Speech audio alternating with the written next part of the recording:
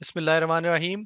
इस वीडियो में हम देखेंगे कि किस तरह से माइक्रोसॉफ्ट एक्सेल में एक ट्रांसपोर्ट का बस का बुकिंग सिस्टम हम बना सकते हैं कि जैसे जैसे हम टिकट्स इशू करते जाएं, इधर से हमें इस सीट्स व्यू सेक्शन से हमें पता लगता जाए क्विक ग्लैंस में कि कितनी सीटें हमारी बुक हो गई हैं, यानी कि उनकी टिकट हमने सेल कर दी हैं और कितनी हमारी अभी भी बाकी हैं। तो बड़ा सिंपल है ये बनाना। मैं इसका तमाम स्टेप्स जो सा है वो एक्सप्लेन करूंगा कि इसमें कि ये जैसे हाईलाइट हुआ है ये कैसे हुआ है, ये या इन सेल्स में क्या फार्मूले लगे हुए हैं। तो ये सारा मैं क्विकली एक्सप्लेन करता हूँ आपको। सबसे पहले हमने क्या किया है कि इस सेक्शन में ये कॉलम के से लेके क्यू तक ये हमने लेबल टाइप कर लिए, कस्टमर आईडी। ये हम अपनी ज़रूरत के मुताबिक इसमें चेंजेस भी कर सकते हैं जो मुझे बेहतर लगे हैं, जो मेरे जहन के हिसाब से कि एक सिस्टम किस तरह से नॉर्मली हमारे अराउंड मार्केट में किस तरह से काम कर रहा है। कस्टमर आईडी से मुराद है CNIC नंबर, जैसे जो उसका ऑफिशियली जो आइडेंटिफिकेशन नंबर है कस्टमर का, कुछ ट्रांसपोर्ट कंपनीज वो भी कलेक्ट करती हैं, तो वो हम एंटर करेंगे। सीट नंबर जो हम उसे इशू कर रहे हैं, बस का नंबर, डेट और बस का डिपार्चर टाइम वो हम एंटर करेंगे। अमाउंट और टाइप, टाइप में डेटा वैलिडेशन लगी हुई है, जैसे ये इस सेल में शायद ये कॉपी नहीं हुई हुई डेटा वैलिडेशन, इधर से हम सेलेक्ट कर सकते हैं। तो ये डेटा वैलिडेशन लगाना भी सिंपल है। अब डेटा टैब में जाएं, डेटा वैलिडेशन पे क्लिक करें, अलाउ में लिस्ट का ऑप्शन सेलेक्ट कर लें, सोर्स में बुकिंग कॉमा स्पेस कैश मैंने ये लिखा हुआ है, तो इस तरह से ये दो ऑप्शन हमारे पास आ रहे हैं। अच्छा, जब कोई नया कस्टमर आएगा सीट बुक करवाने, मतलब कैश पे हमसे टिकट लेगा, तो सिर्फ हमने उसकी ये आईडी पॉपुलेट करनी है, टाइप करनी है, सीट नंबर डालना है। ये इन्फॉर्मेशन तो सेम ही रहेगी, तो इस तरह से इसको कॉपी करें, मतलब ये ऊपर वाले सेल को और नीचे वाले को जहाँ आपने करनी है, और कंट्रोल D प्रेस करें, तो ये सेम इन्फॉर्मेशन नीचे कॉपी हो जाएगी, मतलब टाइप करने की ज़रूरत नहीं होगी। अब ये अगर कोई कस्टमर हमें फ़ोन पे हमसे, मतलब बस का डिपार्चर का टाइम है 8:30 का, वो 6:30 बजे सीट बुक करवाता है, तो हम बुकिंग लिख देंगे यहाँ पे। अब और इधर से सीट नंबर, मतलब फ़र्ज़ की हम डालते हैं 27 नंबर सीट कर लेते हैं। ये देखें 27 नंबर सीट के साथ ये सेल रेड हो गया, मतलब ये सीट अब हमारी अवेलेबल नहीं है। CNIC नंबर कोई फर्जी सा डाल लेते हैं। अब वो कस्टमर आ गया है हमारे पास, वो कहता है कि मैंने आपके पास सीट बुक करवाई थी, ये मेरा नंबर था, तो हम इसे बुकिंग से कैश कर देंगे और उससे कैश ले लेंगे। और देखिए इसको हम बुकिंग करते हैं, तो ये देखें ये अमाउंट इन हैंड चेंज हो जाती है। सीट्स हमारी ऑक्यूपाइड है 9, ये सिंपली L कॉलम का काउंट है। रिमेनिंग 45 सीटों की हमारी बस है। ये देखें 45 सीटें हैं। जिस तरह से ये इधर से हम बस में एंटर हुए, तो इस एक साइड पे 1 2 की नंबरिंग चल रही है, 3 4, वो जिस तरह से होगी उस तरह से हम डाल देंगे। तो इधर से हमें ये समरी भी पता लगी। अमाउंट इन हैंड से मतलब ये है कि जो सीटें हमने कैश पे बेची हैं उनका कितना सम है। यहाँ पे हमने सम इफ का फार्मूला लगाया हुआ है, देखें सम इफ। सबसे पहले जो क्राइटेरिया रेंज है वो क्यू कॉलम है, ये वाला वो हमने दिया हुआ है Q to Q।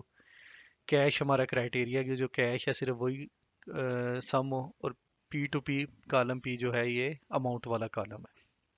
तो इस तरह से हमारा ये सेक्शन काम कर रहा है। इसमें जैसे जैसे हम पॉपुलेट करते जाएंगे सीटें हमारी हाईलाइट होती जाएंगी, हमें पता लग जाएगा यार ये सीटें हमारी खाली हैं। और मतलब जैसे कोई सिंगल सवारी आती है, तो 27 नंबर हमने सीट पहले ही बुक की हुई है, 27, हम उसे 28 नंबर दे सकते हैं। वो कहता है मुझे दो वाली चाहिए, हम 31 32 को कहता है मुझे फ्रंट पे देनी है, तो हमें पता है कि 3 और 4 अवेलेबल है, हम वो उसे दे देंगे। इस हिसाब से हम सीटें बुक करते रहेंगे। ये हमारे फार्मूले लगे हुए हैं।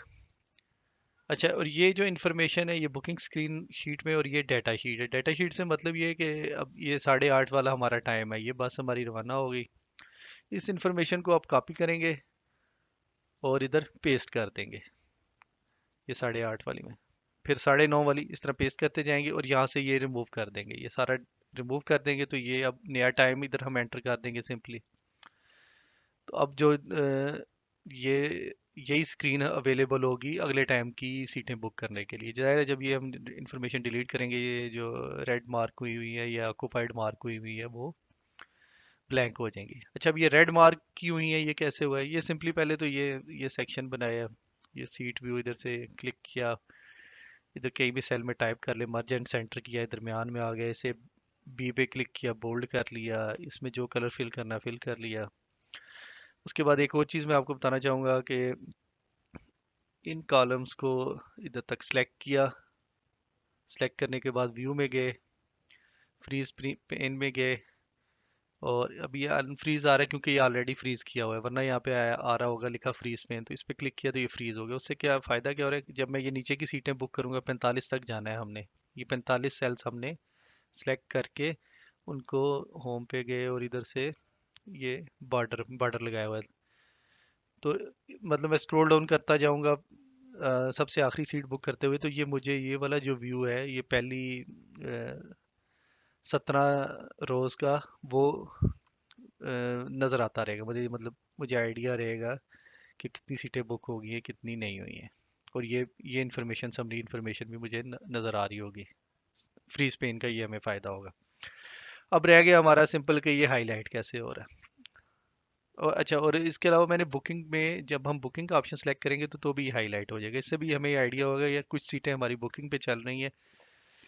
अब बस चलने वाली है, सिर्फ आधा घंटा रह गया है, बुकिंग वाला बंदा नहीं आया, तो हम ये बुकिंग वाली सीटें भी बेच सकते हैं कि कोई कैश का कस्टमर आया तो हम किसी और को दे देंगे, क्योंकि नॉर्मली पॉलिसी होती है कि 1 घंटा पहले तक आपने आना है।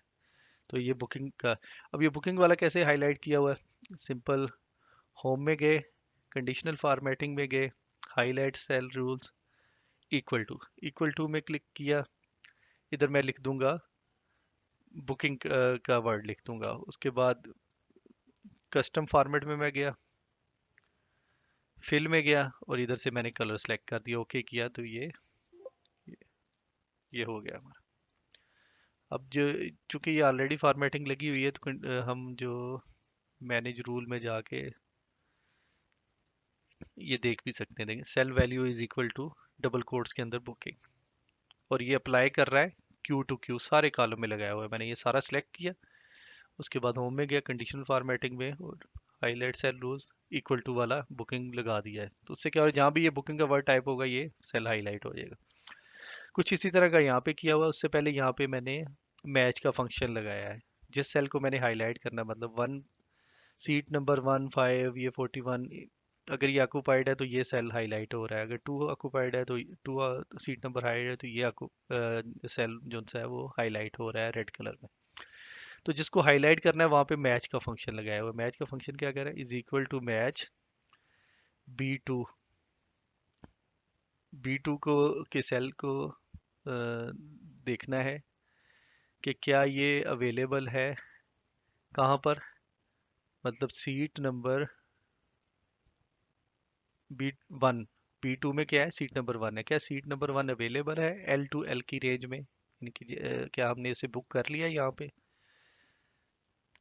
L to L comma zero zero का मत कॉमा जीरो का मतलब है कि एग्जैक्ट मैच, अगर ये उसे मिल जाए तो रिजल्ट पॉपुलेट कर दे। तो मैच का फंक्शन क्या करता है, वो देख रहा है कि B1 की वैल्यू क्या L के कॉलम में अवेलेबल है, अगर अवेलेबल है तो वो इसका इंडेक्स बता देगा कि ये कौन से नंबर पर अवेलेबल है।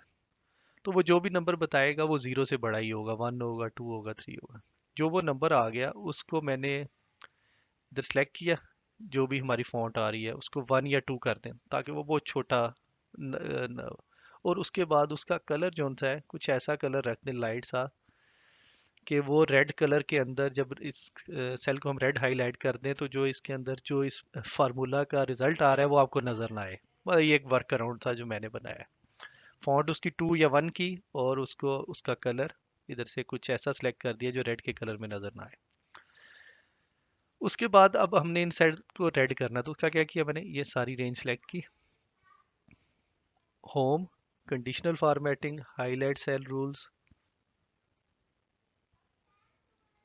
और कर दिया ग्रेटर देन। अब इसमें हम चलते हैं मैनेज रूल में, cell value is greater than zero, greater than zero, ये देखें A2 से A12 पे ये अप्लाई हो रहा है, तो फॉर्मेट हो जाए ये। वो मैंने बताया था कि जैसे मैं दोबारा conditional formatting highlights greater than हम इधर कर देंगे ज़ीरो जैसे, और उसके बाद हम जाएंगे, जो डिफ़ॉल्ट में आ रही है वो सिलेक्ट नहीं करेंगे, कस्टम फॉर्मेट पे जाएंगे, कस्टम फॉर्मेट पे जाके फिल पे करें और रेड का क्लिक करें, सेलेक्ट करें और ओके कर दें। इस तरह से हम, इसी तरह से इस रेंज में भी यही फॉर्मेटिंग लगा देंगे जहाँ जहाँ हमने उसको हम चाह रहे हैं कि, और मैच का फंक्शन भी लगाएंगे जैसे यहाँ लगाया हुआ है। H2 की वैल्यू एक में लगाना है, उसके बाद ड्रैग कर देना है तो नीचे वो फंक्शन कॉपी हो जाएगा। तो इस तरह से हम जो भी सीट बुक करते हैं, जैसे 34 नंबर मैं करता हूँ, देखिए 34 नंबर अभी ब्लैंक नज़र आ रहा है यहाँ पे, मैं 34 को बुक करता हूँ। जैसे ही मैं यहाँ 34 को करता हूँ तो ये देखिए ये हाईलाइट हो गया। तो इस तरह से अब जो, और जो हिस्ट्री हम स्टोर कर रहे हैं डाटा टैब में, मतलब 8 8:30 का टाइम, 9:30 का टाइम, डेट भी आ रही है, तो इसको सिलेक्ट करके आप पिवट टेबल बना के आप समरी भी निकाल सकते हैं। फर्ज किया हमने प्रिंट निकाल रहे हैं, मैनुअल नहीं कर रहे, तो उसका ये कि इधर आप कोई भी लेबल रखें और यही इन्फॉर्मेशन जो कस्टमर आईडी सीट नंबर इस इधर पेस्ट करें, जो 2 सीटें या 4 सीटें आपने बुक की हैं, अगर एक ही कस्टमर की 4 है, तो अगर एक ही कस्टमर बीवी बच्चों के साथ आया तो वो नॉर्मली उनकी एक ही कस्टमर आईडी सेलेक्ट हो जाती है, मतलब ये हस्बैंड है तो उसी की CNIC के अगेंस्ट 4 सीटें बुक हो जाएंगी, तो वो रिपीट कर दें आप, इसी डाटा को यहाँ कॉपी करें, सेलेक्ट करके उसका प्रिंट ले लें, तो ये आपका एक किस्म का टिकट भी यहीं से प्रिंट हो जाएगा। मेनली ये सीट्स व्यू का मैंने एक्सप्लेन करना था कि ये किस तरह से एक सीट को हम वैकेंट या ऑक्यूपाइड शो कर सकते हैं, वो मैच का फंक्शन और कंडीशनल फॉर्मेटिंग सिंपल। अगर कोई क्वेश्चन हो तो आप कमेंट्स में मुझसे पूछ सकते हैं। आई होप कि आपको समझ आ गई होगी। Thank you.